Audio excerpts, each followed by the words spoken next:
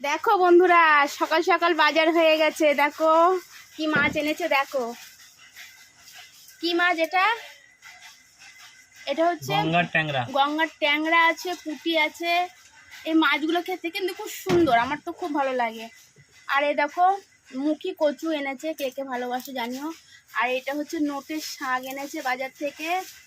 আর হচ্ছে বাচ্চাদের জন্য 2 পিস, মানে আমাদের 2টো মেয়ে আছে, ওরা তো ছোটো মাছ খেতে পারবে না, ওই জন্য কাতলা মাছ এনেছে। আর এই যে কাঁচা লঙ্কা, আর এই যে শুক্তো হবে বলে কাঁচকলা এনেছে।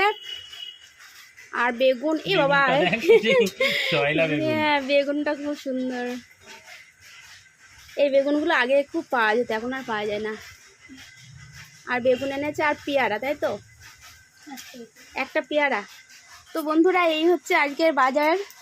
আর এই যে এটা হচ্ছে হেলাঞ্চো, এটা দিয়ে শুক্তো হবে। তো চলো টাটা।